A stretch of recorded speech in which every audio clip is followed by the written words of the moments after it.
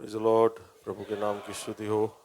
आए हुए सबको एक और बार ग्रेस सेंट्रल के आराधना सभा में हम स्वागत करते हैं।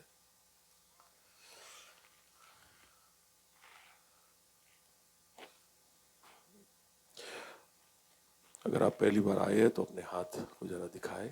फर्स्ट टाइम यहाँ पर राज की मम्मी और भाई, छोटा भाई, हमारे भाई राज की मम्मी और छोटा भाई हमारे बीच में, और कई और लोग हैं, उन सबका स्वागत करें हम यहाँ पर। कोई लंबे समय के बाद लौट कर आया है, चीनिया भाई मैं आपको देख रहा है, और कोई है ओके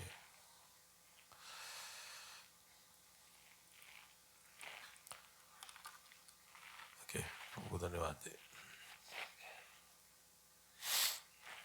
आइए हम ऐलान करें। बाइबल लाए तो उठाए, साथ में कहेंगे, ये मेरा बाइबल है, ये प्रभु का प्रेरित वचन है, ये जीवित है, ये प्रबल है, ये चोखे धार से काटता है, गहराई तक छेदता है, मेरी भावनाओं को परखता है, मेरे विचारों को जांचता है। ये उपदेश के लिए, ये समझाने के लिए, सुधारने के लिए, शिक्षा के लिए लाभदायक है। ये मेरे वार का हथियार है, मेरे बचाव का रहस्य है, मेरे पाँव के लिए दीपक है, ये मेरी राह के लिए उजाला है। इसने दिखाया मैं क्या था, याद कराता है कि मैं क्या हूँ, ये बताता है कि मैं क्या बनूंगा। मैं इसकी ताजगी के लिए तत्पर हूँ, मैं इसके छुटकारे के लिए बेताब हूँ, मैं इसे सुनने के लिए तैयार हूँ। हमारा खुदावंद हमेशा हमेशा महिमा पाए, फजल और इत्मीनान हम पाए। आमीन आमीन।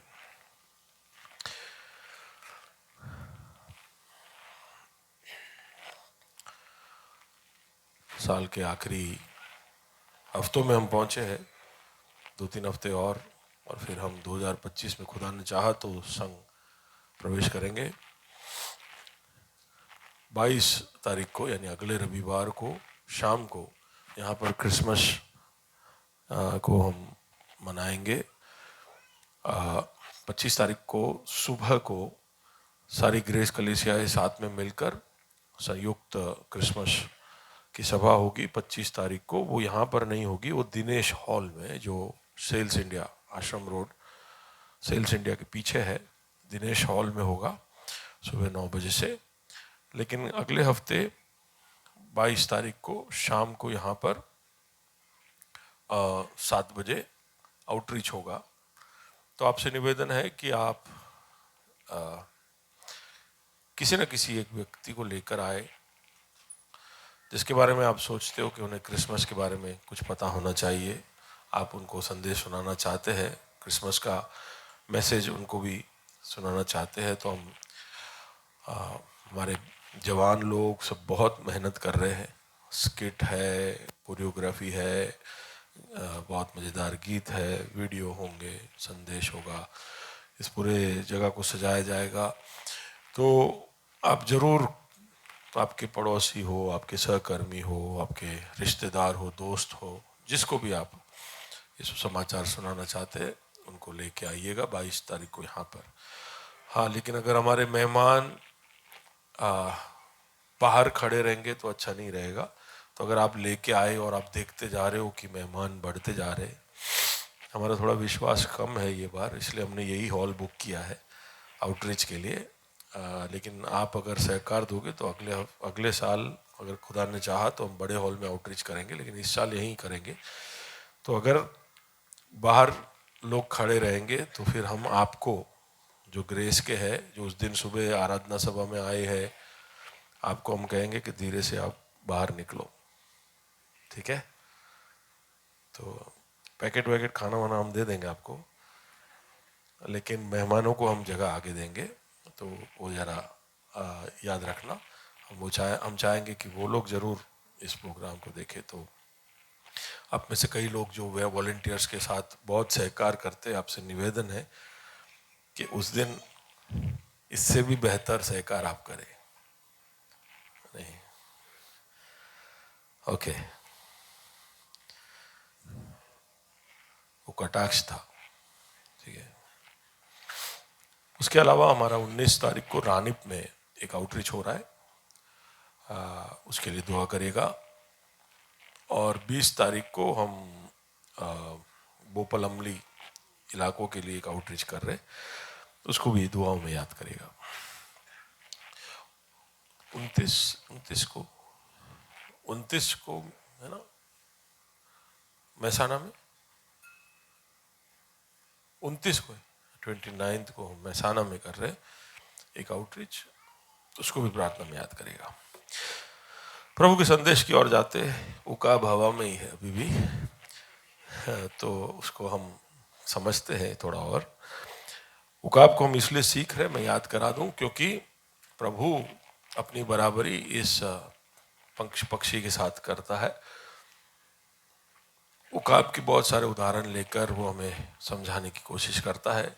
उकाब के अंदर सच में बहुत ही अजीबोगरीब विशेषताएं है। मैं जब तक मैंने इसका पाठ नहीं किया, मैं भी उसको शायद आपके जैसे ही ऊपर ऊपर से देखकर हाँ ठीक है ऐसा सोचता था, लेकिन जैसे ही इसकी गहराई में उतरा, मैंने देखा कि उकाब के अंदर से बहुत सारी चीज़ें हैं जो हम सीख कर हम उसमें से हमारे जीवन में उपयोग में ले सकते। तो पिछले हफ्ते हम देख रहे थे कि कि कैसे हम उड़ान ले सकते। If you can go to the previous slide. या प्रभु का वचन आइज़िया नबी 40 और उसके 31 में कहता है कि जो यहोवा की बाट जोते हैं वो नया बल प्राप्त कर कर उकाब के नाई उड़ते हैं। ठीक है, उकाब के नाई उड़ते हैं। उकाब के नाई उड़ने के लिए प्रभु ने हमको बनाया। उकाब के नाई उड़कर साइड सीइंग करने के लिए नहीं, इसके ऊपर हमने देखा वो चाहता है कि जब हम उन ऊंचाइयों में हो, तो एक चीज जो उन ऊंचाइयों के बारे में हम समझ सकते वो ये है कि वो चाहता है कि हम समझे कि हमारा विस्तार बहुत बड़ा है। हमें छोटे छोटे इलाकों के लिए, छोटे छोटे सपनों के लिए, छोटे छोटे कामों के लिए प्रभु ने नहीं बुलाया।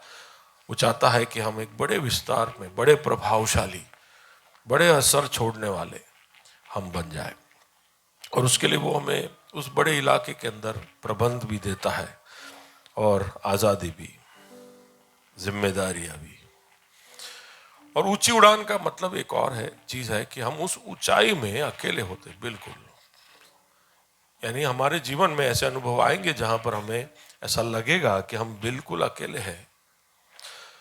हमें संगति में रहना चाहिए, लेकिन हमारे जिंदगी का एक बहुतायत अंश एकांतता में हम गुजारेंगे। हमारी लड़ाइयाँ, हमारे तकलीफ परेशानियां, हमारे रोग इत्यादि में हम अकेले होंगे। हमारे संघर्ष में, हम पर आने वाली ताड़ना में हो सकता है हम अकेले होंगे। और इसलिए प्रभु चाहता है कि हम उस तरह के अकेलेपन में भी बल पाए हुए लोग बन जाए। और उस तरह का अकेलेपन में बल उकाब के अंदर हम देख सकते हैं कि उतनी ऊंचाई पर भी वो बिल्कुल स्थिर है, शांत है, उसे कोई भी तरह की चिंता नहीं। तो उस आदत को हम बना ले, उसके लिए भी प्रभु कहता है कि हम उकाब के नाई उड़े। पिछले हफ्ते हम देख रहे थे कि किस तरह हम उड़ान भर सकते, और उड़ान भरने के लिए जरूरी क्या है, उड़ान के लिए जरूरी क्या है। हमने देखा कि उड़ान के लिए जरूरी है कि बड़े बड़े पंख होने चाहिए। बड़े पंख कैसे हो सकते हैं? अच्छा सा पोषण प्राप्त कर कर, अगर हमें कोई चोट लगे, हम में कोई कमजोरी आए, तो जल्दी से उसका उपचार कर कर, और गलत रास्तों में ना भटक कर। बड़े पंख, लेकिन फिर मजबूत पंख भी चाहिए। सिर्फ बड़े पंख हो तो उड़ान नहीं भरेंगे, मजबूत पंख भी होने चाहिए जो हमारे वजन को इतनी ऊंचाई पर ले कर जाए। और मजबूत पंख को बनाने के लिए हमें अनुभव चाहिए। जो हम सीखते हैं उसको हमारे जीवन में प्रायोगिक करना जरूरी है। और तीसरी बात जो हमने पिछले हफ्ते देखी थी वो ये थी कि केवल बड़े पंख नहीं, मजबूत पंख नहीं, एक और चीज है जो उकाब को ऊंचाई में लेकर जाता है, और वो है हवा। उकाब का पंख बड़ा है, मजबूत है, लेकिन उस मजबूती या उस बड़े पंख के होने की वजह से 3 माइल या समझो 4-5 किलोमीटर की ऊंचाई में उड़ना असंभव है, क्योंकि ध्रुत ध्रुत आकर्षण शक्ति, ग्रेविटी, गुरु गुरु अपना गुरु महसाना वाला, अच्छा, गुरुत्वाकर्षण शक्ति, ग्रेविटी जो है वो उकाब को नीचे की ओर धकेलेगा। तो कितना भी बड़ा पंख हो, कितना भी मजबूती उस पंख में हो, ग्रेविटी को निरंतर हराते रहना। समझ लो कि उकाब को 2-3 घंटे हवा में रहना है, तो उस ग्रेविटी के सामने रहना उकाब के लिए आसान नहीं है, लेकिन फिर भी वो रहता है। और उसका कारण एक ही है, उस ऊंचाई में उसको गर्म हवा, नीचे से ऊपर की ओर जाता गर्म हवा उसको उस ऊंचाई में बनाए रखता है। अब वो मेरे साथ, तो उकाब उस ऊंचाई में थक जाता होगा, क्योंकि वो ग्रेविटी या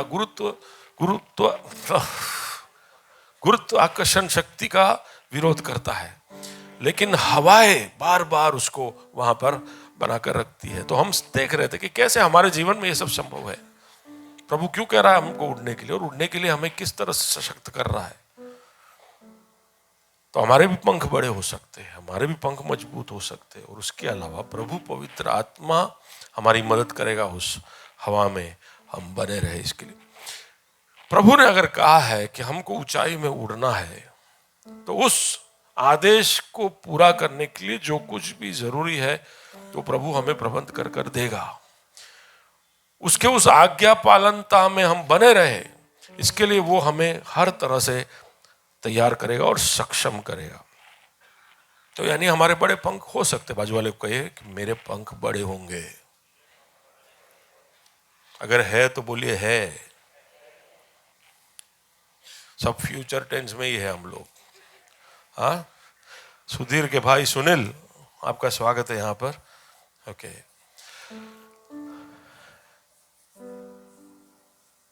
कितनों ने बोला कि है?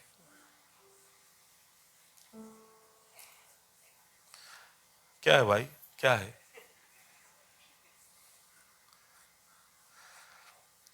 पंख बड़े हैं, पंख बड़े होने चाहिए। फर्क पड़वाना चाहते हो तो हमारे पंख बड़े होने चाहिए। और उसके लिए मैंने कहा था कि जितना भी आप कर रहे हो गुरु, उसका कितना 4 गुना, जितना भी आप अभी कर रहे हो उससे 4 गुना, जितना भी श्रम आप कर रहे हो उसका दुगना आपको करना पड़ेगा। ये सब हमने पिछले हफ्ते देखा। बड़े पंख बनाए, मजबूत पंख बनाए, और फिर उसके बाद प्रभु पर भरोसा रखे। या let's go to the next one.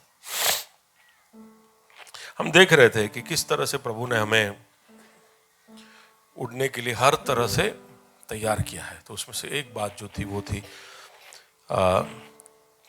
2 बातें जो हमने देखी अभी तक, वो ये थी कि हमारे हड्डियां जो है वो बिल्कुल हल्के है, और दूसरा कि हमारा दर्शन जो है वो काफी दूर तक है। Wait wait wait, yeah I will tell you. Okay okay, रुक जाते एक सेकेंड। अभी तक मैं रिवीजन कर रहा था ताकि आप लोग सब वापस वहीं पे आ जाओ जहां तक हम पहुंचे हैं। एक बात जो एक बार आपके दिमाग में मैं वापस बिठाना चाहता हूं, इस पूरे संदेश का मूल आप ये कह सकते हो कि प्रभु चाहता है कि हम उसके साथ समय बिताएं, उस पर पूरी तरह से निर्भर होकर, उसको अपने जीवन में हस्तक्षेप करने देकर, और इस तरह उसके साथ शामिल हो कि उससे बड़ा रिश्ता हमारा जिंदगी में और कोई ना हो। वापिस समझाता हूं। उकाब जब उस ऊंचाई पर होता है तो अपने बल पर नहीं वहां पर उड़ता, उसका पूरा भरोसा अब प्रभु यानी हवा पर है या नीचे से आने वाले मदद पर है। प्रभु कहता है कि तुम उकाब के नाई उड़ो। तो हमसे कह रहा है कि तुम एक ऐसे जगह पर पहुंचो जहां पर तुम अपने बलबूते पे नहीं आगे बढ़ सकते, तुम्हें मुझ पर निर्भर रहना पड़ेगा। तुम्हें मुझे यह आजादी देनी पड़ेगी कि मैं तुम्हारे जीवन में हस्तक्षेप करूं। और तीसरी बात कि तुम्हारा सबसे करीबी रिश्ता सिर्फ मेरे साथ हो। वापस बोलता हूं, गहरा सिंपल है, लेकिन इसको गहराई में समझना जरूरी है, इसलिए वापस बोल रहा हूं। सबसे पहला बात, प्रभु क्या चाहता है कि हम ऐसी जिंदगियां जिए जहां पर हमारा पूरा पूरा भरोसा किस पर है, हम वहां पर पहुंचे। कैसे पहुंच सकते? अगर अभी आपका जिंदगी आपके तनख्वाह के बल पर चल रहा है तो प्रभु बल पर नहीं चल रहा है। अभी आपका जिंदगी नौकरी के बल पर चल रहा है कि आप नौकरी कर रहे हो इसलिए चल रहा है, आप मेहनत कर रहे हो इसलिए चल रहा है, तो वो आपके बल पे चल रहा है, प्रभु के बल पर नहीं। इसको समझना मुश्किल है, जीवन के अनुभव से आप समझ पाओगे। तो मैं अगर मेरा व्यवसाय कर रहा हूं तो मैं ऐसा सोचूं कि मेरे वहां होने की वजह से ही मेरा धंधा चलता है और इसलिए मुझे वहां पर पूरा पूरा समय देना पड़ेगा। तो 8 घंटे तो मैं देता ही हूं, कभी कभी 9 घंटे भी हो जाते हैं, लेकिन मैं फिर 12-12 घंटे सिर्फ वही करता रहूं 6 दिन 7 दिन, तो उसका मतलब क्या है? उसका मतलब क्या है? देखिए, 40 घंटे का मेहनत करना तो हम सबके लिए ठीक है। इंडिया में हम 48 घंटे करते मेहनत, कोई बात नहीं। लेकिन अगर मैं ऐसा सोचने लगूं कि मुझे 60 से 70 घंटा, कौन बोलता है ऐसा, पता है? हाँ, नारायण मूर्ति बोलते। कितना घंटा देने का? 70 to 80 आवर्स अगर तुमने नहीं दिया है तो फिर तुम कुछ नहीं कर रहे हो ऐसा। तो बहुत सारे लोग 70 to 80, पीटर जैसे लोग, नहीं नहीं नहीं सॉरी,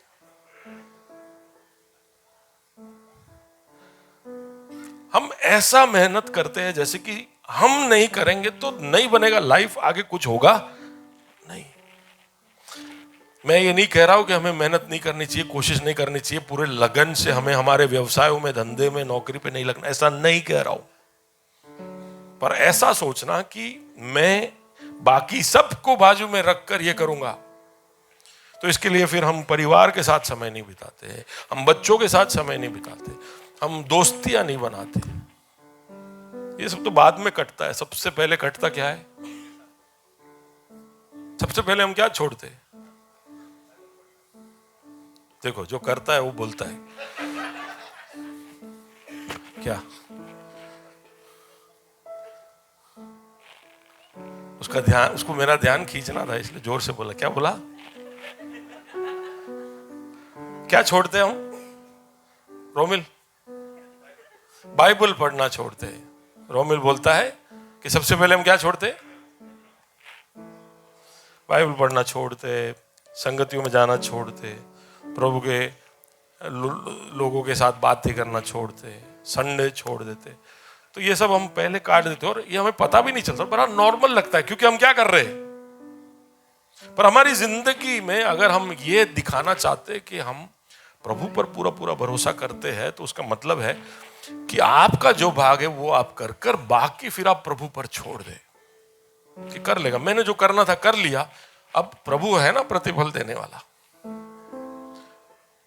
अगर आपको वो भरोसा नहीं है कि मैंने जो करना था वो करने के बाद भी शायद प्रभु ना दे, तो इसलिए मैं थोड़ा एक्स्ट्रा कर लूं, ओवर टाइम कर लूं, तो एक तो आपको प्रभु पे भरोसा, प्रभु वो जो कहता है कि हर मजदूर को अपना योग्य तनख्वाह मिलना चाहिए, सुना है आपने? हर मेहनत करने वाले को उसके योग्य का तनख्वाह मिलना चाहिए, ऐसा यीशु मसीह कहता है।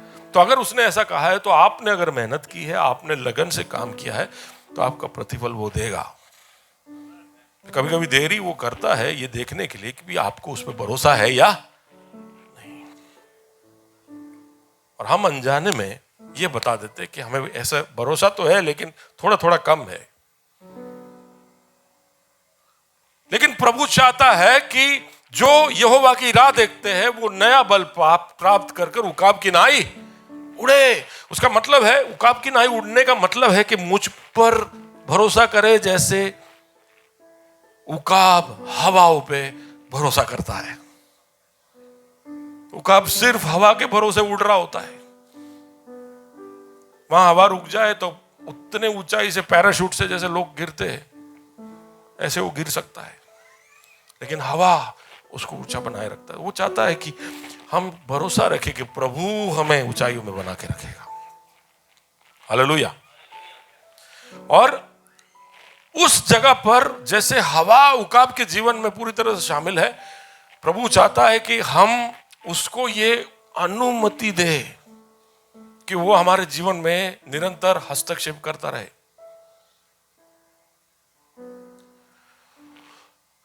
आपके जीवन में कुछ ना कुछ बदलने के लिए उसको अनुमति दे।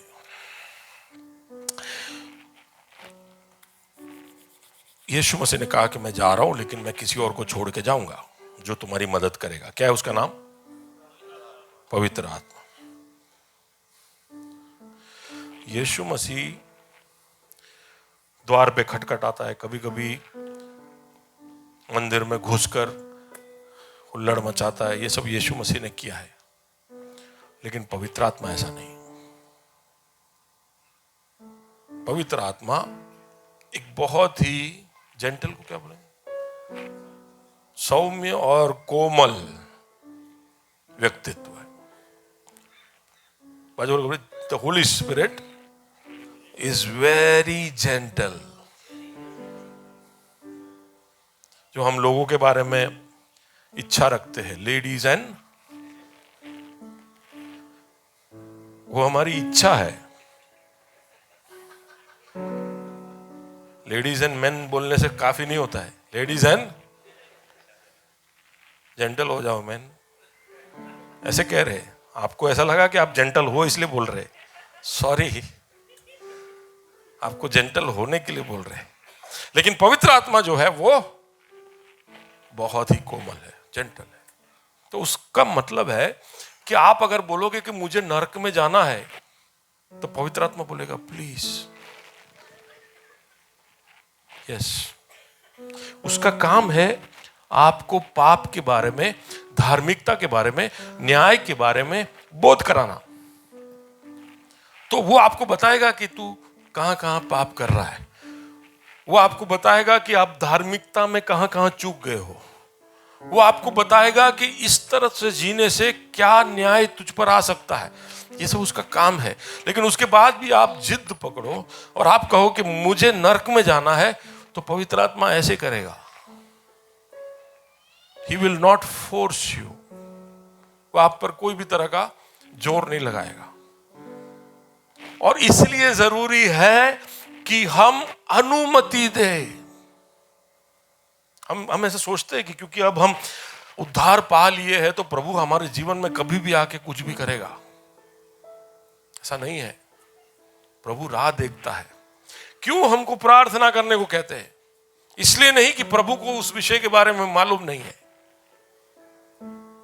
कहते हैं ना हम कि क्यों प्रभु प्रार्थना करवाता है, उसको दिखता नहीं है क्या? वो प्रार्थना इसलिए करवाता है क्योंकि वो चाहता है कि हम एप्लीकेशन करें। तो म्युनिसिपैलिटी को पता है कि गटर ओवरफ्लो हो रहा है, लेकिन वो राह देखेंगे, हैं? म्युनिसिपैलिटी को पता होगा बहुत कुछ या नहीं पता होगा, लेकिन फिर भी जब तक आप अर्जी नहीं करोगे तब तक आकर वो आपके जीवन में, आपके घर में, आपके कंपनियों में कोई बदलाव नहीं करेगा। शायद कर ले।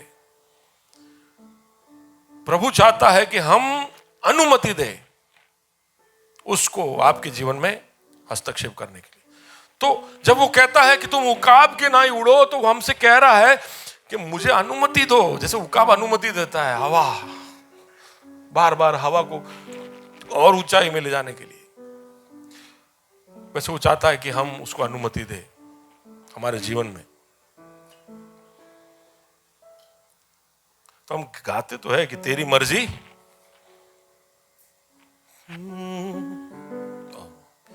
ओ इधर है,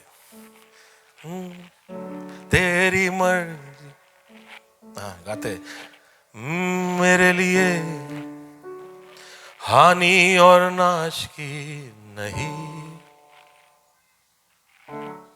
तू चाहे सिर्फ भलाई मेरे जीवन में सदा।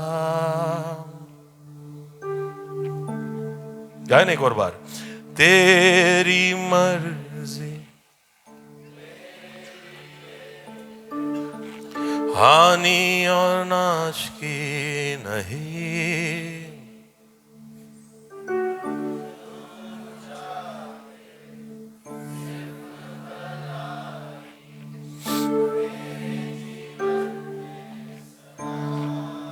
सच में,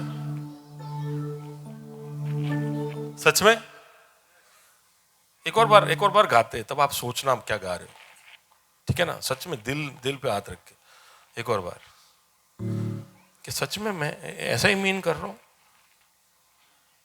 किसी ने जिसने गीत लिखा नेहमाया ने तो उसने तो समझ के लिख दिया, लेकिन हम जब गा रहे, वापिस एक और बार, तेरी मर्जी मेरे लिए हानि और नाश की नहीं, तू चाहे सिर्फ भलाई मेरे जीवन में सदा, तेरी मर्जी मेरे लिए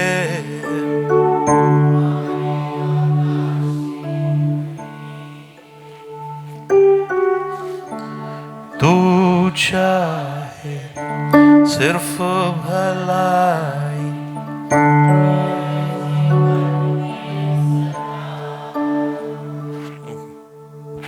ऐसा है, सच में विश्वास करते? तू चाहे सिर्फ भलाई मेरे जीवन में सदा। सच में, सच में। डाउट होता है कि नहीं? कुछ होता है तो कि प्रभु क्या कर रहा है तू, what is happening, are you losing control, क्या आपका कंट्रोल छूट रहा है? बट प्रभु चाहता है कि हम उसे कुछ भी करने के लिए पूरी पूरी इजाजत दे, और जब वो कुछ ऐसा करे जो आपको पसंद ना हो तब हम क्या करेंगे? ऐसा किसी के साथ हुआ है कि आपको पसंद नहीं है ऐसा प्रभु ने किया? अभी पीटर के साथ, अभी पीटर अभी तुम्हारे साथ हुआ ना ऐसा, पसंद नहीं था उसको, ऐसा हुआ। क्या हुआ तब? आपने कैसे रिस्पॉन्ड किया? अयो इन பொன்னட்டா எந்தோ இது पीटर का रिस्पॉन्स है, हे प्रभु क्या कर दिया तूने? कितने दिन के लिए आप डिप्रेस थे? हा? 2 हफ्ते से ऊपर। मैं पूरी बात बता नहीं सकता हूं, लेकिन मैं ये बताना चाहता हूं कि वो बेचारा, जो परिस्थितियां उसके जीवन में आई उसकी वजह से 2 हफ्ते तक सीरियस डिप्रेशन में चला गया। उसे ऐसा लगा कि अब मैं कैसे आगे जीऊंगा, मैं क्या करूंगा? आप लोग सोचोगे कि ऐसा तो क्या हो गया, लेकिन मुझ पर भरोसा रखिए, मैं यहां से बोल रहा हूं तब उसको नहीं पसंद आ रहा था प्रभु उसके साथ जो कर रहा था। 1 साल वेट करके बीवी घर पे आई थी, उसी हफ्ते वो बीमार हो गया। कितने हफ्तों तक? टोटल 3 हफ्ते तक बीमार। मैं बोल रहा हूं पीटर कैसे है तू? बोले अच्छा अच्छा हो गया, निश्चय आने के बाद मैं बीमार हुआ, नहीं तो मुझे कौन ध्यान देता। ठीक है, शॉर्ट स्टोरी जल्दी से खत्म कर रहा हूं। वहां पर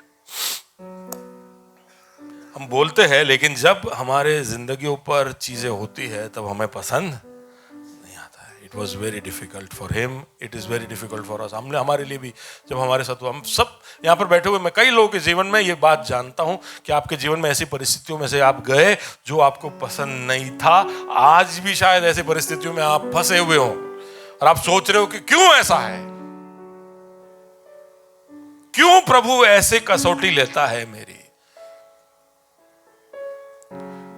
तो ऊंचा उड़ने के लिए तुम्हें प्रभु को हस्तक्षेप करने देना पड़ेगा। और जब कोई चीज को सुधारा जाता है, बाजू वाले को बोलिए सुधारा जाता है, तो उसको हथौड़ी लगता है, उसको चीनी लगता है, उसको उस पे खीले ठोके जाते हैं। कोई चीज को जब बनाया जाता है तो उसको भट्टी में डाला जाता है। कोई चीज को सुधारते देखा आपने? उसको मजबूत करते देखा आपने? वो प्रोसेस जरा भी मजेदार नहीं होता है। प्रोसेस बहुत ही पेचीदा होता है। कई सारे फैक्ट्री के फ्लोर पे आप जाओगे तो आपको लगेगा कि ये क्या है, ये इधर कैसे बनता है ये सब। तो जब आपके जीवन में कुछ हो रहा होता है तो प्रभु कुछ कर रहा होता है, उसके लिए वो चाहता है कि आप दिल से उसको अनुमति दे, वो बदलाव लाने के लिए।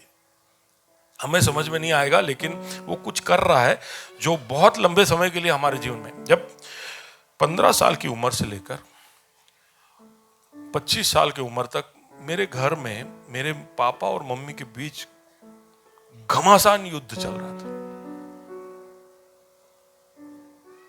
लगभग 11 साल हमको समझ में नहीं आ रहा था कि ऐसे कैसे हो सकता है। मेरे पापा बाइबल के एक पंडित थे,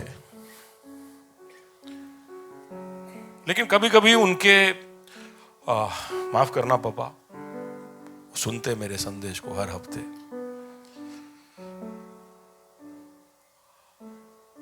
तो जब वो घर आते थे तो हम लोग छुप जाते थे रजाइयों के अंदर।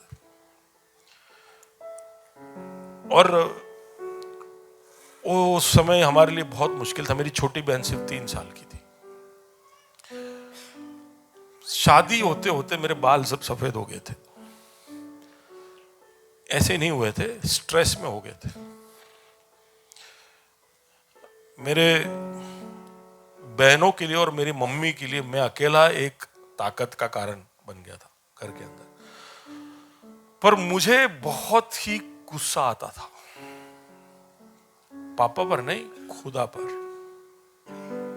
कि मैं मेरा 10th बोर्ड का एग्जाम देने जा रहा हूं तो उस दिन, उसके अगले दिन रात को मेरे घर में मारा मारी चल रहा है। मेरे 12th बोर्ड के एग्जाम को लिखने जा रहा हूं तब मेरे पापा मेरे घर में नहीं है। और मैं सोच रहा हूं कि क्यों प्रभु, तू क्यों ऐसा होने दे रहा है। और ऐसा नहीं कि मेरे पापा प्रभु से प्यार नहीं करते, बहुत प्यार करते थे और उन्होंने बहुत प्रभु, आज मेरे लिए वो एक हीरो है, तब भी थे, लेकिन वो समय में से जब हम गुजर रहे थे हमारे लिए बहुत मुश्किल था। It was very difficult. पर प्रभु को काम, कहीं ना कहीं प्रभु ने हमको ये अनुग्रह दिया कि हम उस समय पर ऐसा सोचे कि प्रभु तेरे को जो करना है कर ले। मुझे याद है कई समय ऐसे थे जब मैं मेरी बहनों को रात को गाड़ी में लेकर जाता, हम लोग सीजी रोड में गाड़ी रोककर रात को एक दूसरे को दिलासा देते, सांत्वना देते, हिम्मत देते। मैं उनके लिए प्रार्थना करता, वो लोग बैठ के रोते, उनके लिए तो उनका दुनिया खत्म हो रहा था, मुझे उनको हिम्मत देना पड़ता। और मैं सोचता प्रभु ये सब क्या है। उकाब की नाई उठने के लिए हमें प्रभु को अनुमति देना पड़ेगा कि वो हमारे जीवन में हस्तक्षेप करे। और जब वो हस्तक्षेप करता है तब दर्द होता है। जैसे उकाब को हवा उछालता है, उकाब किनारे उठने का मतलब एक और है कि हमारा सबसे करीबी रिश्ता प्रभु परमेश्वर। ये भी एक बहुत गहरी बात है। आपका बेस्ट फ्रेंड कौन है? क्रिस्टोफर। देखो ये सेंटेंस बोलने के बाद ये सवाल बहुत मुश्किल है।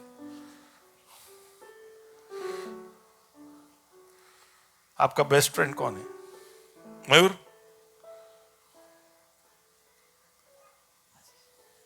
आशीष है। हाँ।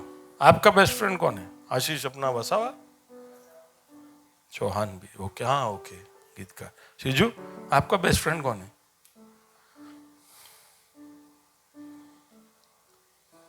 मम्मी।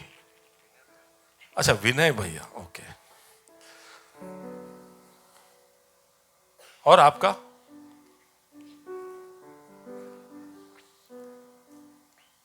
जो है ना, आपका बेस्ट फ्रेंड कौन है? मम्मी। शुभम, आपका बेस्ट फ्रेंड कौन है? हाँ, संकेत। यान, आपका बेस्ट फ्रेंड कौन है? झूठ बोल रहा है। घनश्याम, आपका बेस्ट फ्रेंड कौन है? भूमि। भूमि तो सीधा मना कर रही है। भूमि पूछ रही है कौन है?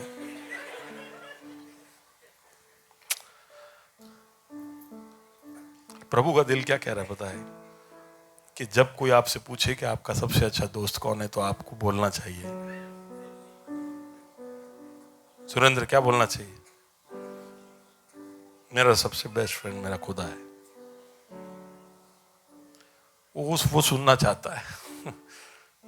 लेकिन हम वहां तक पहुंचे नहीं है। हम अभी उतना सब हमको कहाँ, इतना स्पिरिचुअल थोड़ी होने का, इतना आत्मिक थोड़ी होने का कि मेरा बेस्ट फ्रेंड खुदा है। ना ना। लेकिन प्रभु बोलता है ना, इंसानों पर भरोसा रखने से यहोवा पर भरोसा रखना भला है कि नहीं? कोई राजाओं पर, कोई अश्व बल पर भरोसा करता है, लेकिन मैं मेरे यहोवा पर सिर्फ भरोसा ही करना है, तब उसको याद करते हैं। लेकिन वो आपसे चाहता है क्या? दोस्ती। इसलिए कहता है उकाब के ना उड़ो जहां उसका कोई है ही नहीं, वो अकेला है। और जब उतना अकेला है, तब उसके साथ सिर्फ उसका बनाने वाला है और कोई नहीं है। वो चाहता है कि हम भी हमारे जीवन में ऐसे समय ढूंढ निकाले जहां पर हमारा बनाने वाला ही हो हमारे साथ। और वो चाहता है कि हम सबके साथ वो व्यक्तिगत समय बिताए। इसके लिए ना हमको एक जैसा नहीं बनाया है। देखो बाजू वाले को देखो, अलग है ना उसका नाक, उसका कान, उसका बाल, देखो उसका रंग अलग है। इधर कोई भी नहीं है, एक ही परिवार के हैं तो भी वो दिखते बिल्कुल अलग है। क्यों अलग है?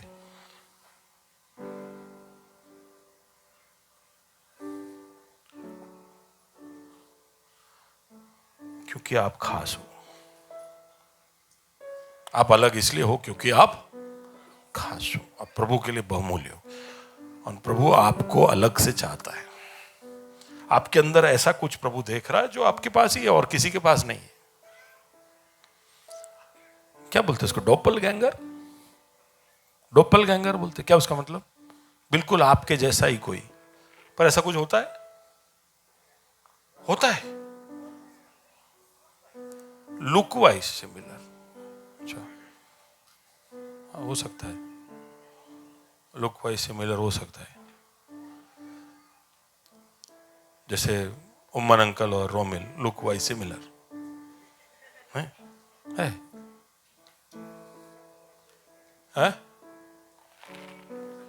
अनरिलेटेड होने चाहिए डोपल गैंगर के लिए, राइट?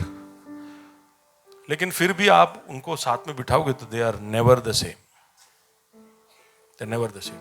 तो उसका मतलब है कि आप अपने आप में अलग हो, I spend too much time on this. Why? Because I just want you to soar. I want you to understand. मैं चाहता हूं कि आप ये समझे कि प्रभु बहुत ही बुरी तरह से चाहता है कि आप उकाब किनाई उड़ो। उसका एक इच्छा नहीं है आपके लिए। आप ये समझिए कि वो बड़ी बेबसी से चाहता है ज्योति बहन कि आप उकाब किनाई उड़ो। आप इस तरह से जियो कि आपका पूरा भरोसा प्रभु पर है और इसलिए आप बिल्कुल अटल और अडिग और स्थिर रहोगे, कुछ भी हो जाए। आप उसको कुछ भी करने दोगे आपके जीवन में, और इसलिए जब भी वो आपके जीवन में कुछ भी करेगा तो आप शुक्रगुजारी के साथ प्रभु को सिर्फ थैंक यू बोलते हुए, प्रभु मुझे समझ में नहीं आ रहा है लेकिन धन्यवाद। तो मेरे साथ जब ऐसा सब हो रहा था, परिवार में ये सब हो रहा था, तो मैं सोच रहा था क्यों प्रभु तू ये 11 साल मुझे भट्टी के अंदर से भेजा। लेकिन उसके बाद अगले 25 साल में प्रभु ने मेरे जीवन में और मेरे द्वारा जो कुछ भी किया उसमें मुझे समझ में आया कि मुझे इस तरह से तैयार होना जरूरी था। कुछ चीजें बाइबल पढ़कर हम नहीं सीख पाएंगे। कुछ चीजों के लिए हमको जिंदगी के अलग अलग अनुभवों में से होकर गुजरना ही पड़ेगा, और तब प्रभु को होने, क्योंकि कई बार हम जब कोऑपरेट नहीं करते प्रभु के साथ, प्रभु जब हमारे जीवन में कुछ कर रहा है और हम कुड़कुड़ा रहे होते, हम उसका सामना कर रहे होते, हम विद्रोह कर रहे होते, तो सीखने में देरी हो जाती। बच्चे अगर आप सिखा रहे हो और वो ना सीखे तो खाना लेट मिलता है कि नहीं? हाँ कि ना? माँ लोग क्या करते हो आप कि जब तक तुम सीखोगे नहीं तब तक तुमको खाना कौन सा है, ऐसे बोलते हैं? क्या बोलते हैं? खाना लेट मिलेगा, घूमने नहीं ले जाएंगे, आपको जो चाहिए वो लेट हो जाएगा कि नहीं? हाँ कि ना? माँ बाप, गुरु, क्या करते हो आप? डिले करते हो? आप समझ रहे हो ना मेरी बात? जब तक हम सीखेंगे नहीं तब तक प्रभु आगे बढ़ नहीं सकता है। तो प्रभु ग्रेस देता है। जैसे हम भी जब 7वीं कक्षा में पढ़ रहे होते और सारे सब्जेक्ट में हमारे 20 ही मार्क आते, तो प्रिंसिपल क्या करता है?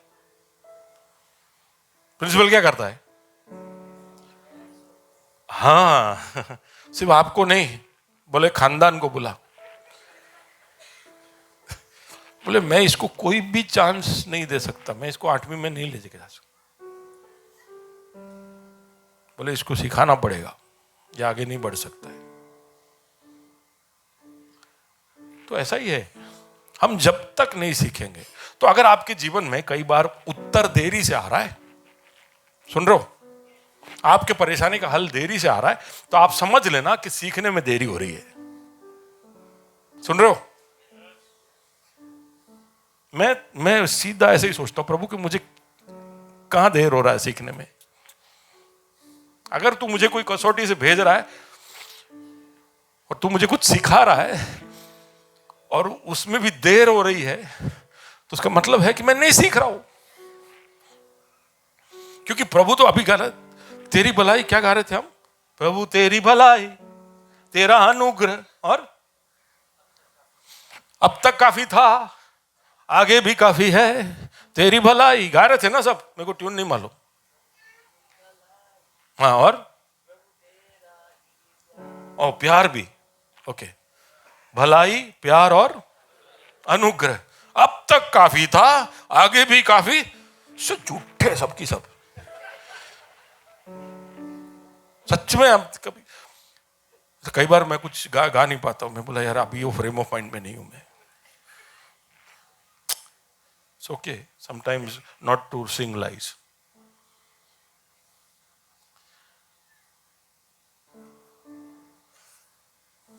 Okay, where are we?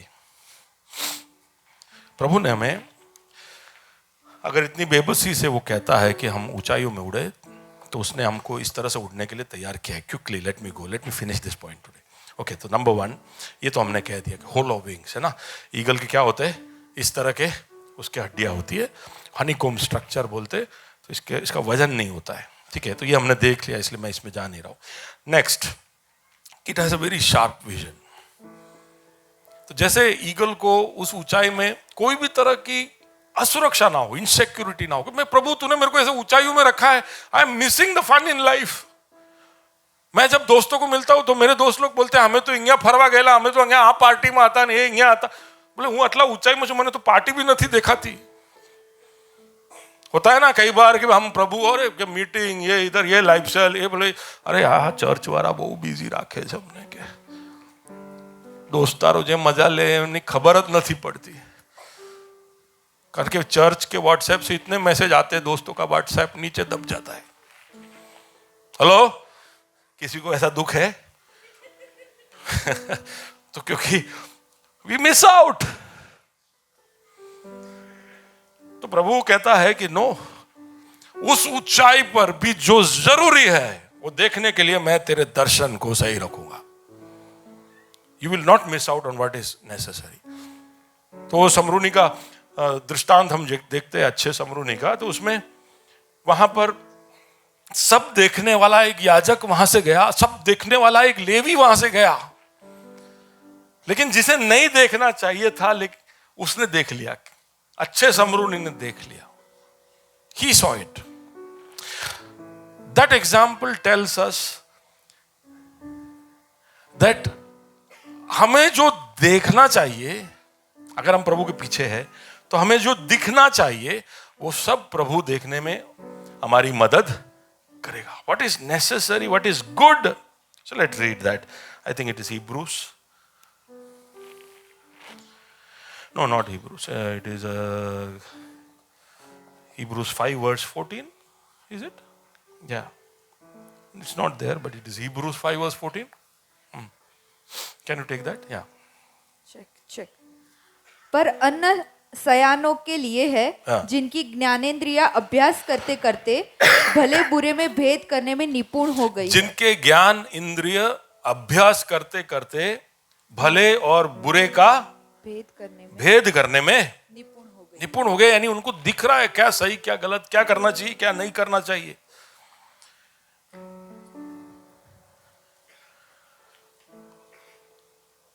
Eagle का ये पॉइंट मैं बोल चुका इसलिए वहां पर रुक नहीं रहा हूं।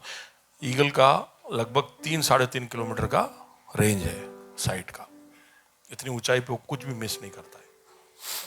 हम भी अगर प्रभु के पीछे आएंगे तो हमें यह सोचने की जरूरत नहीं है कि कुछ ना कुछ मेरे जीवन में मैं खो लूंगा क्योंकि मैं प्रभु के पीछे हूं। जो जरूरी है वो देखने के लिए वो आपकी मदद करेगा। सुन रहे हो? सुन रहे हो? It will be sharp enough for you to see what is important. Okay, let's move to the next point. Number 3, ये चीज बहुत अनोखा है। मैं सोच रहा था कि उतनी ऊंचाई में जब उड़ता है और अच्छे स्पीड में उड़ता है और हवा भी जब आती है तो उकाब को गॉगल्स की जरूरत नहीं है क्या? आप कभी बाइक में स्पीड में ठंडी में गए हो? आप जब आपके मुकाम पर पहुंचे तो लोगों ने आपको पूछा नहीं आप क्यों रो रहे हो? ऐसा हुआ है? लमेंटी आपको कभी बाइक में लेके गए, रोए हो आप पीछे बैठ के है? हवा लगने से रोए हो ना? कितने लोग रोए बाइक के पीछे? सब समझ रहे हैं ना क्या बोल रहा हूं? तो उकाब कैसे नहीं रोता है? मेरे को सवाल उठा था। इतने हाइट में मैं सोच रहा था कि ऐसा आंख में हवा नहीं लगता है क्या? तो हमको तो गॉगल बिना बाइक चलाना मुश्किल है, बट मैंने देखा कि उकाब को प्रभु ने डिजाइन ऐसे किया है, उसको गॉगल्स दिया है प्रभु ने, एक्स्ट्रा आईलिड है उसका। उसकी आंखें देख रही है आपको? वो तीसरा वाला ऐसा बंद होके आ रहा है, दिख रहा है? दिख रहा है? ये खुला है या आधा खुला है? ये बंद है। ये वाला उसका खुला आंख है, ये आधा खुला है, ये शटर बंद हो रहा है, ये बंद हो चुका है। और ऐसा जब बंद होता है तभी भी उकाब को पूरा दिख रहा है।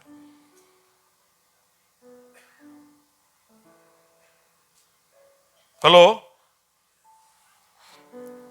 बाजू वाले को बोलो, बहुत सोचता है ऊपर वाला, बहुत सोच के सब बनाया है।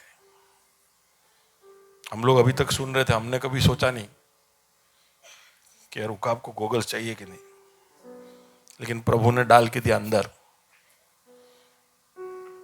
तू और तेरे भाई लोग ये बना नहीं पाएंगे। हमको इसलिए नहीं दिया क्योंकि हम बना लेंगे, उसको मालूम है कि आलो तो बना ही दे सको गोगल।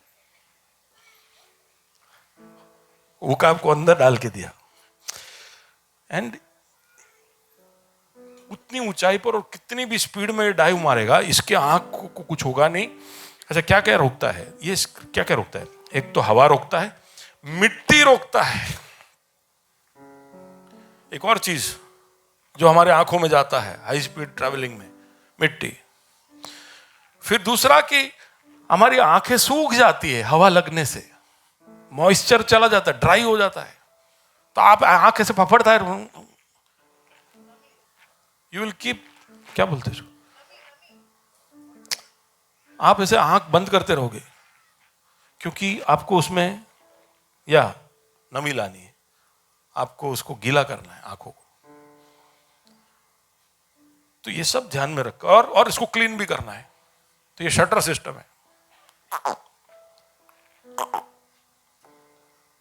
उस दौरान जो क्लीन होना है वो भी क्लीन हो जाता है। हेलो, आप बोलोगे कि उकाब का सब बराबर है, लेकिन मेरे को इससे क्या लेना देना? इसका मतलब कि जब आप ऊंची उड़ाइयों में उड़ोगे तो वहां पर आपको दर्शन में कोई भी तरह का अड़चन आए, ऐसी कोई बात प्रभु बीच में आने नहीं देगा।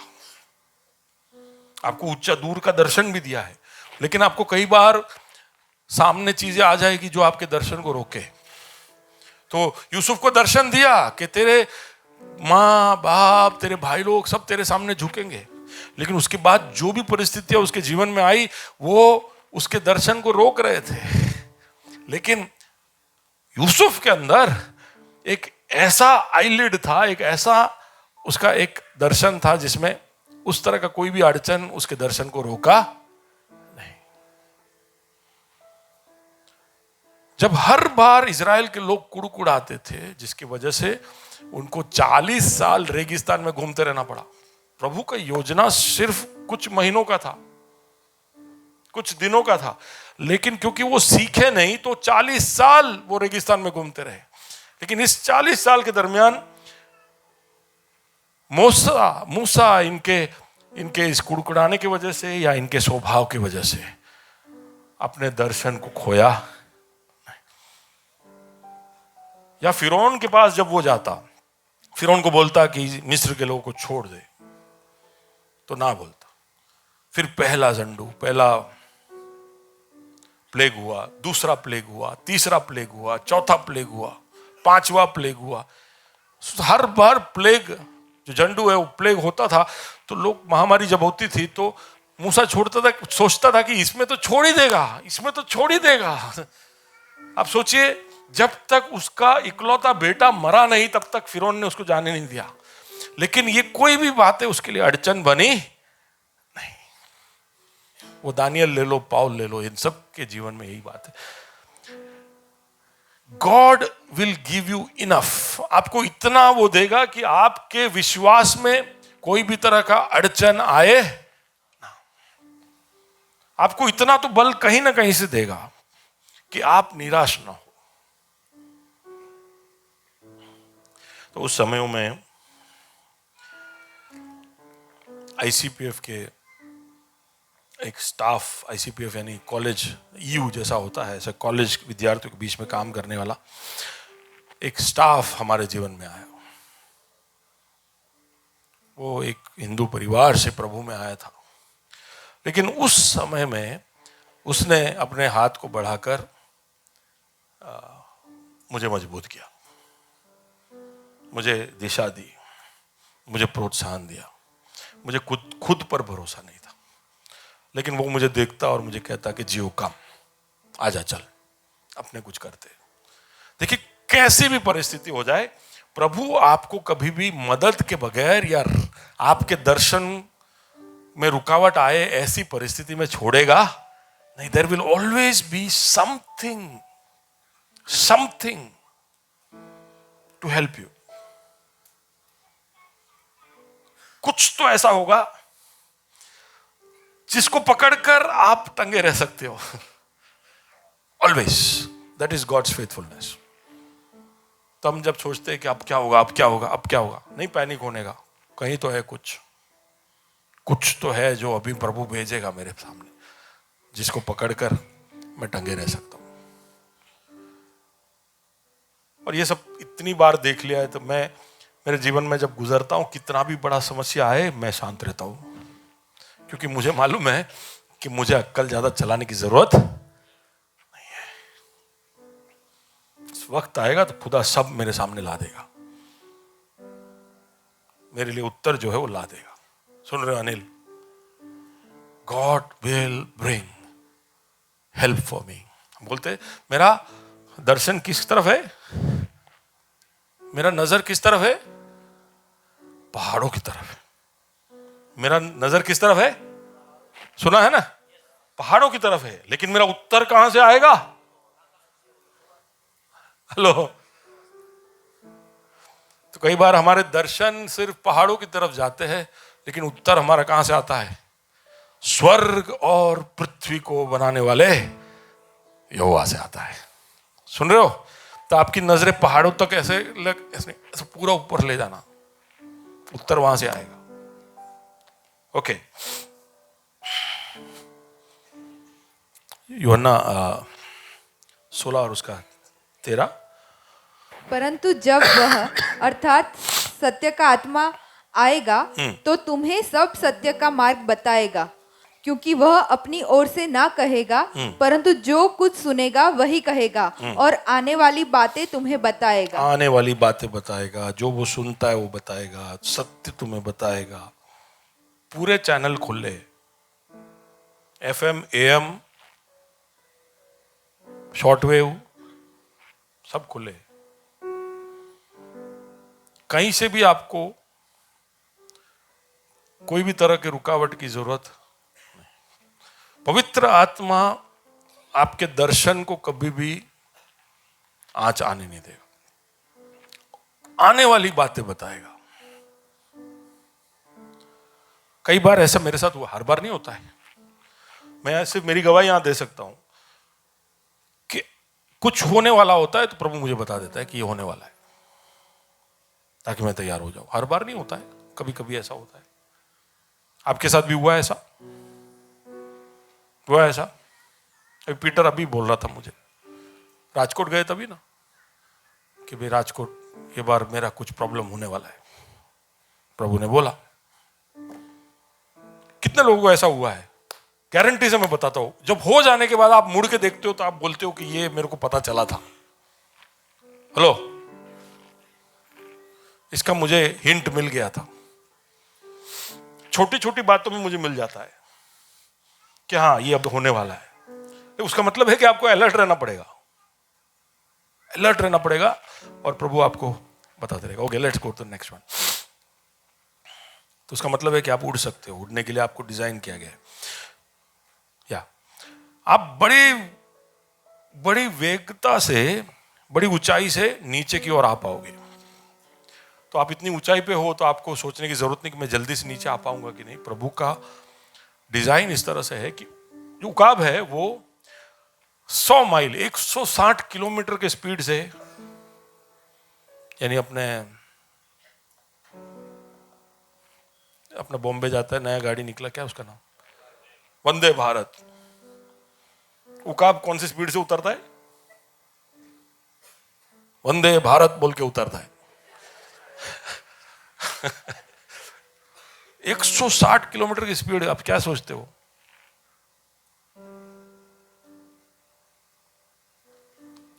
इसलिए उसको उतना ऊंचाई में कोई टेंशन नहीं है, क्योंकि वो 160 किलोमीटर के 100 माइल की स्पीड पे उतरेगा तो उसको उस हाइट से नीचे उतरने के लिए सिर्फ 30 सेकंड चाहिए। 30 सेकंड में वहां से वहां आ जाता है।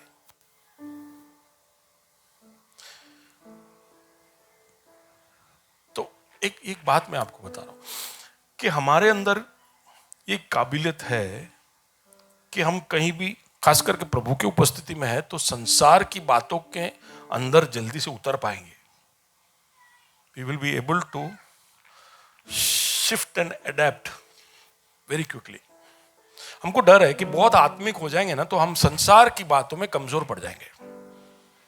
संसार की चीजें, मुझे जो नौकरी के लिए चाहिए, धंधा बढ़ाने के लिए चाहिए, व्यवसाय के लिए चाहिए, वो चीजों में मैं कमजोर हो जाऊंगा अगर मैं ज्यादा बाइबल पढ़ते रहूंगा, अगर मैं ज्यादा चर्च जाते रहूंगा, अगर इस तरह के लोगों के साथ घूमते रहूंगा, तो मेरा स्किल, मेरा मार्केट स्किल, मेरा स्ट्रीट स्मार्टनेस, ये सब कम हो जाएगा। तो इसके लिए हम फिर ज्यादा जितना जरूरी उतना ही रखते, बाकी पूरा स्किल वहां से लेते। बट प्रभु ने हमारे अंदर ये एबिलिटी दिया, अगर हम मुकाब है तो हमें यह डरने की जरूरत नहीं है कि उसके पास रहने की वजह से मुझे यहां पे नुकसान हो गया। पौलुस इस तरह से कहता है, पहला कोरिन्थी उसका 9:20, मैं यहूदियों के लिए यहूदी बना कि यहूदियों को खींच लाऊं। जो लोग व्यवस्था के अधीन हैं उसके लिए मैं व्यवस्था के अधीन न होने पर भी व्यवस्था के अधीन बना कि उन्हें जो व्यवस्था के अधीन है खींच लाऊं। व्यवस्थाहीनों के लिए मैं, जो परमेश्वर की व्यवस्था थे हीन नहीं परंतु मसीह की व्यवस्था के अधीन हूँ, व्यवस्थाहीन सा बना कि व्यवस्थाहीनों को खींच लाऊं। मैं निर्बलों के लिए निर्बल सा बना कि निर्बलों को खींच लाऊं। मैं सब मनुष्यों के लिए सब कुछ बना कि किसी ना किसी रीति से कई एक का उद्धार कराऊं। अब मल्टी फेसेटेड आदमी है ये। तो ऐसा वो देखता है यहूदी, तो यहूदी बन जाता है। फिर ऐसा बोलते हैं प्रेज द लॉर्ड, गैर यहूदी, तो गैर यहूदी हो जाता है। फिर वो किसी को कमजोर देखता है तो वहां पे वो क्या हो जाता है, कमजोर हो जाता है। और कोई धनवान को देखता है तो वो धनवान के जैसे बात करता है। उसके अंदर वो कैपेसिटी है कि वो जल्दी से अडेप्ट करता है, जैसा प्रभु है। ये प्रभु का स्वभाव हमारे अंदर आएगा जहां पर हम हर व्यक्ति के साथ एक जैसे रिलेट कर पाएंगे, हर परिस्थिति में हम खड़े रह पाएंगे। जॉन चैप्टर 9:4, जिसने मुझे भेजा है हमें उसके काम दिन ही दिन में करना अवश्य है। वह रात आने वाली है जिसमें कोई काम नहीं कर सकता। और ये बड़ी वेग, बड़ी गति के साथ हम कर सकते हैं। इसलिए यीशु कह रहा है कि जो मुझे काम करना है अब मेरे को जल्दी करना है, अब मेरे को जल्दी करना है। कुछ चीजें में हम स्पीड बढ़ा सकते हैं, कुछ चीजों को हम स्लो डाउन कर सकते हैं। That adaptability is there. हमें यह सोचने की जरूरत नहीं कि संसार ऐसा कर रहा है तो मुझे भी ऐसा ही करना पड़ेगा। संसार में तो लोग 3 साल में सीखते हैं, तो मैं भी 3 ही साल में सीखूंगा। हाँ कि ना? Hello,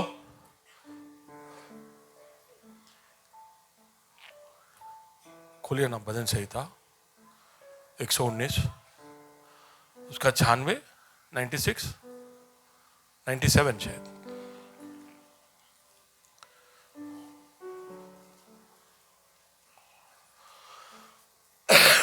Go to the next one. 96.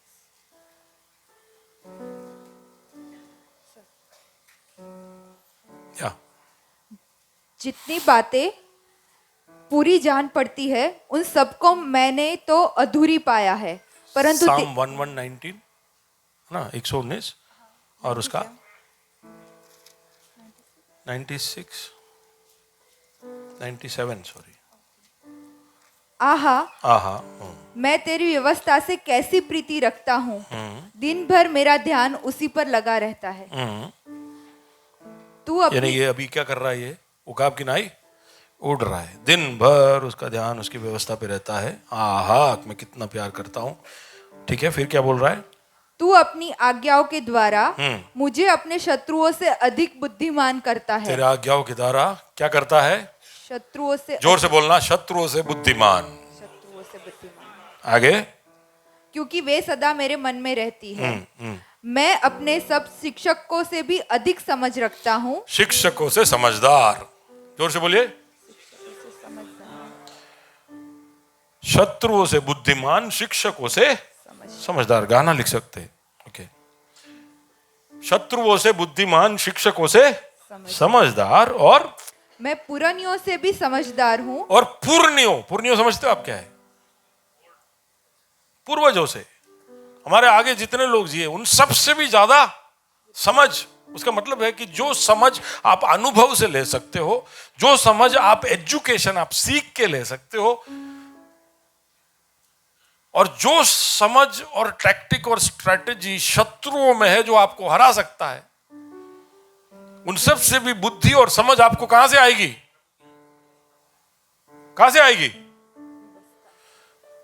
तो इसके लिए आईआईएम में जाने की जरूरत नहीं है क्या? इंडिया में सब आईआईएम वाले सब कर रहे हैं क्या? हाँ नहीं, वो एक अच्छा अनुशासन है, वो एक अच्छा डिसिप्लिन है। तो आप आईआईएम जाना चाहते जाए, लेकिन ऐसा ना सोचे कि आईआईएम वाले देश चलाते, देश पॉलिटिशियन चलाते। सिंपल, पैसा और ताकत से देश चलता है, चाणक्य नीति से देश चलता है, पढ़ाई वढ़ाई ये सब। लेकिन ये जरूरी है, कहां से मिलेगा? तेरी आज्ञाओं को निरंतर मन में रखने की वजह से मैं मेरे शत्रुओं से भी ज्यादा बुद्धिमान, मेरे शिक्षकों से ज्यादा समझदार, मेरे पूर्णियों से भी ज्यादा समझदार हूं। यानी आप वो इक्वेशन के, संसार को इतना टाइम लग रहा है, सुन रहा है हेलन, कि तेरे दोस्त लोग जो सीख रहे उससे ज्यादा गति से तू प्रभु के सामने आकर सीख सकता है, प्रभु के साथ रहकर सीख सकता है। ये सब कहने की बातें नहीं है। जब वो कहता है कि वो साल जो तेरे टिड्डी खा गए मैं तुझे लौटा कर दूंगा, उसका मतलब है कि वो समय को भी रिडीम कर सकता है। आपका समय चला गया, आप सोचते हो कि मेरे 3 साल चला गया, मेरा 5 साल चला गया, मेरे शादी के 7 साल बर्बाद हो गए। प्रभु के पास जाओ, उसके पास वो सारे फॉर्मूला है जिससे आपके सालों को भी वो लौटा के, उसका मतलब है कि आपका आयु नहीं बढ़ेगा। ऐसे क्या को 15 साल बढ़ा के दिया, उसने बर्बाद कर दिया। हम सबका आयु बढ़ जाएगा तो हम बर्बादी करेंगे। इसलिए प्रभु जो टाइम आपके लिए नियुक्त किया है उसको बोलो कि वही टाइम में हमको उठा लेना। बोलो बाजू वाले को, प्रभु ना समय प्रभु उपाड़ी ले से तने। वो फुदक नहीं करवाना। જે ટાઈમ છે એમાં જતા રહેજો, મહેરબાની કરીને જતા રહેજો। हम सबको जाना है। ऐसे क्या 15 साल एक्सटेंड किया, अगले 400 साल तक इजराइल गुलामी मेरा। 15 इज इक्वल टू 400। तो कहां थे हम? हैं? जो साल तुम्हारे टिड्डी खा गए वो प्रभु लौटा के देगा। कम समय के अंदर ज्यादा समझ और बुद्धि कौन दे सकता है? तो आपको इस तरह से डिजाइन किया है कि आप प्रभु के साथ रहोगे तो आपको नुकसान नहीं होगा। वो मेरे साथ समझे तो जोर से हालेलुया बोले। ये उकाब को एक मंगोलिया के अंदर एक ट्राइब है जो उकाब को इस्तेमाल करता है शिकार करने के लिए, और ये 2000 सालों की प्रथा है। उकाब का साइज देखिए आप,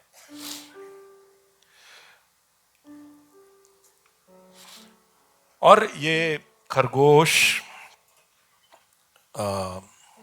फॉक्स, क्या बोलते, लोमड़ी, फिर ये पहाड़ पे चढ़ने वाले बकरी, वो साइज तक के जानवर को ये पकड़ लेता है।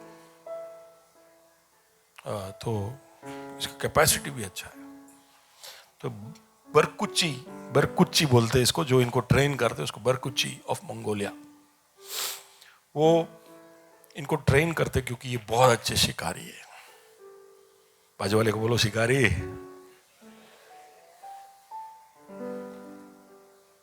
उसका मतलब है कि आपने अगर सोच लिया कि कुछ आपको उठाना है तो आप उठा सकोगे, लेकिन उसके लिए पहले आपको क्या करना पड़ेगा? उकाब किनारे उड़ना पड़ेगा। और आप उसने आपको इतने यंत्र दिए हैं कि आप अगर कुछ सोच लोगे और उसको पकड़ लोगे तो आपके हाथ से छूटेगा नहीं। Let's go to the next one. क्या है उकाब? एक minute, show show show show, just zoom into that image. यहां एक इंसान का हाथ है, बाजू में उकाब का हाथ है। किसका हाथ बड़ा है? सोचा है कभी आपने? अभी भी मैं बोलता हूं कि उसके पंजे तो आपके दिमाग में कबूतर का पंजा आ रहा है या मुर्गी का पंजा आ रहा है, लेकिन ये उकाब का पंजा है। ये हमारे पंजों से बड़ा है। ऊपर से उसके नाखून देखो। तो अगर उसने पकड़ लिया कुछ, तो जस्ट जूम आउट, देखो वो इंसान कैसे खोल के दिखा रहा है। अगर वो उकाब थोड़ा सा मिसप्लेस्ड होता ना तो ऐसे ही लगता कि उकाब ने कोट पहना है और अपने हाथ दिखा रहा है। साइज उसका इतना बड़ा, मैं वो कह रहा हूं। तो कितने भी बड़े जानवर को पकड़ सकता है अपने साइज से बड़ा, और उसने कुछ पकड़ लिया तो उसमें से वो छोड़ेगा नहीं। Romans 8:35. No, before that, let's read what's 1 Corinthians 15 verse 58.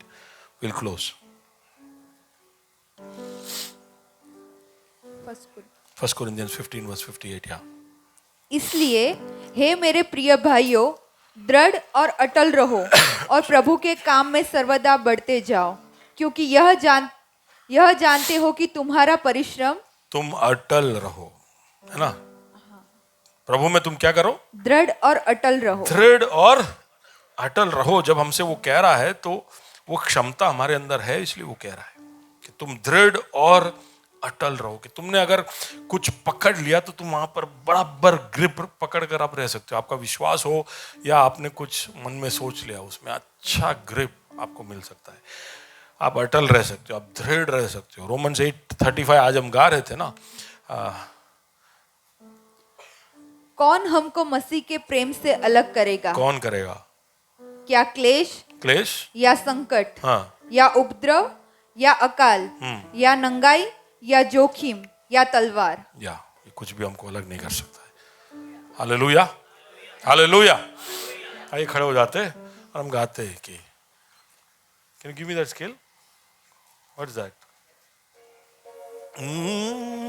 हमको मसीह के प्यार से कौन जुदा कर सकता है, उसकी बुलाहट से मुझे कौन जुदा कर सकता है। हमको मसीह के प्यार से कौन जुदा कर सकता है, उसकी बुलाहट से मुझे कौन जुदा कर सकता है।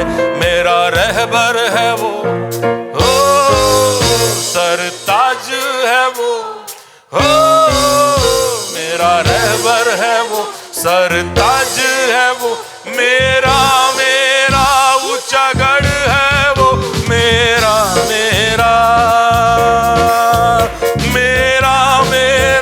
ऊंचा गढ़ है वो, मेरा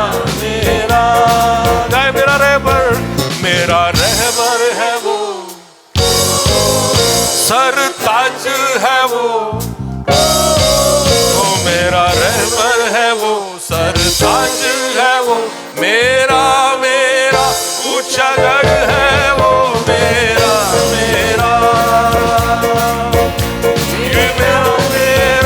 ऊंचा गढ़ है वो, मेरा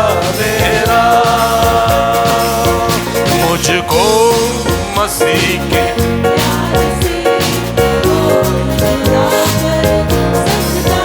उसकी बुलाहट से मुझे सकता है। ओ मसीह के प्यार से कौन जुदा कर सकता है, उसकी मुलाकात से मुझे कौन जुदा कर सकता है।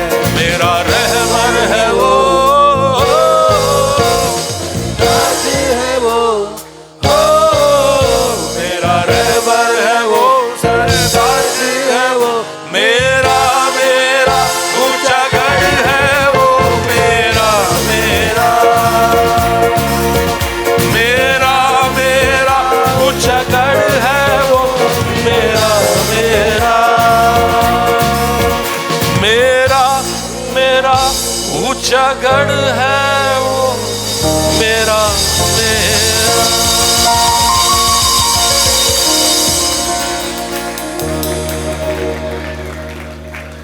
दुनिया की कोई भी ताकत हमको मसीह के प्यार से अलग नहीं कर सकती। केवल हमारे खुद के, हम खुद ही हमारे लिए सबसे बड़े अड़चन बन जाते हैं। हमारा सोचने का तरीका, हमारे निर्णय, वो चीजें जो हमारे जीवन की प्राथमिकताएं बन जाती है, हमारे रिश्ते,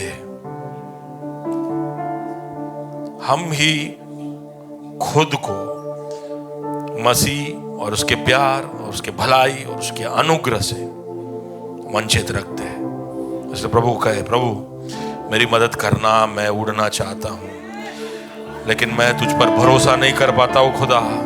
कई बार मैं कहता हूं, गाता हूं, लेकिन जैसा भरोसा मेरा तुझ पर होना चाहिए, मैं खुद पर भरोसा ज्यादा करता, मैं दोस्तों पर, मेरे कॉन्टैक्ट्स पर, मेरे पढ़ाई पर, मेरे धन पर, मेरी मेहनत पर ज्यादा भरोसा करता हूं। लेकिन तू बुला रहा है मुझे कि आ नया बल प्राप्त कर और उखाब किनाई उड़। तुझे ये अनुमति देता हूं खुदा कि तू मेरे जीवन में हस्तक्षेप कर, जो तू करना चाहे कर।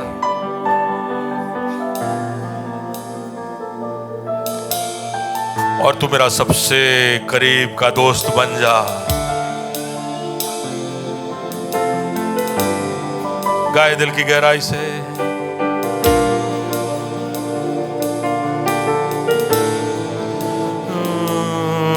तेरे प्यार में डूब जाने दे, तेरे इश्क में खो जाने दे, तेरे प्यार में डूब जाने दे, तेरे इश्क में खो जाने दे, तेरा मुझे हो जाने दे, बस तुझ में मुझे खो जाने दे, हाँ तुझ में मुझे खो जाने दे।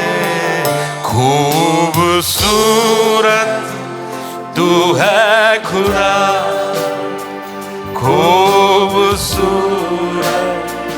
तू यीशुआ, खूबसूरत तू है खुदा, खूबसूरत तू यीशुआ।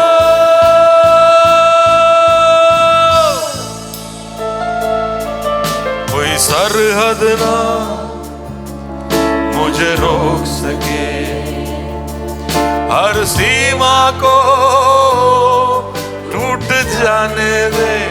कहे दिल की गहराई से एक सेकंड, कोई भी सरहद, मैं ऐसा कोई भी सरहद मेरे चारों ओर ना बनाऊं जिसकी वजह से मैं अपने आप को तेरे पास आने से रोकूं। हर सीमा को, हर सरहद को, हर दायरे को, हर वो अड़चन को जो मैंने, मेरे परिस्थितियों ने खड़ा किया, उसको तोड़ खुदा, क्योंकि हमारा सबसे प्यारा दोस्त तू होना चाहिए।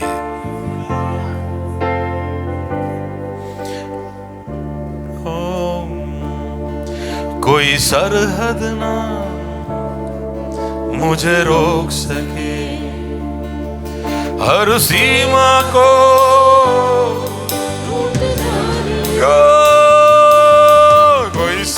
सूरत ना मुझे रोक सके, हर सीमा को टूट जाने दे, आ जाए जो कयामत तो बारिश मोहब्बत हो जाने दे, बारिश मोहब्बत हो जाने दे। खूबसूरत गाए तू है खुदा, खूबसूरत तू यीशुआ, खूबसूरत तू है खुदा, खूबसूरत तू यीशुआ।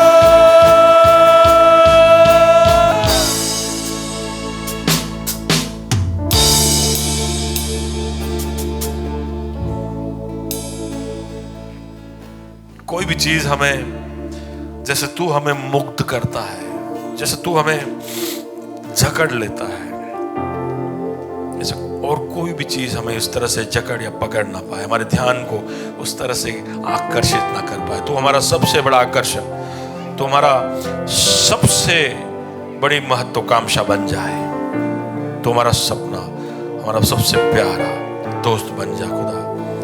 फर्क हमें पढ़वाना है, लेकिन उसके लिए हमें तेरे साथ रहने की जरूरत है। यहाँ पर बैठे हुए हर एक के लिए मैं दुआ करता हूँ खुदा, हर एक को उस जगह पर पहुंचा जहाँ पर वो मुड़कर कह सकते कि मेरा दोस्त मेरा यीशु, मेरा मित्र मेरा यीशु।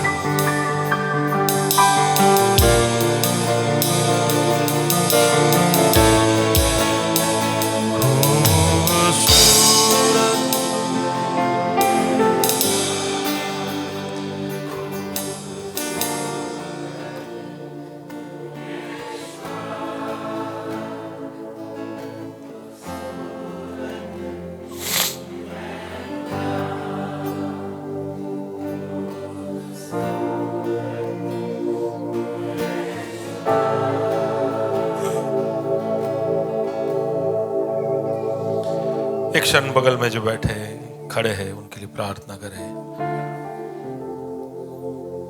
प्रभु ऐसा होने दे कि ये मेरा भाई मेरी बहन जब तुझे देखे तो तुझे सबसे खूबसूरत पाए, कि उसकी इच्छा ना हो कि वो अपनी नजरों को हटाए तेरे ऊपर से।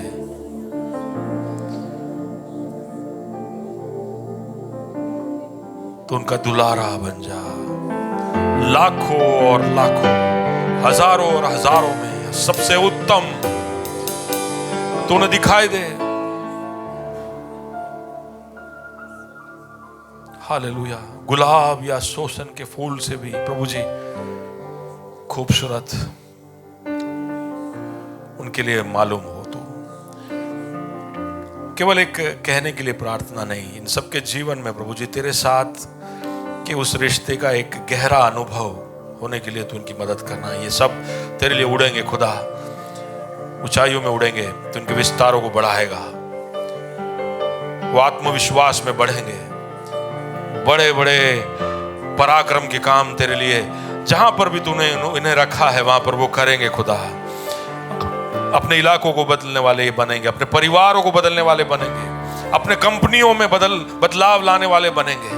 जहां पर भी वो जाए खुदाबंद तेरे असर और प्रभाव और तेरे स्वभाव को वो दिखाएंगे।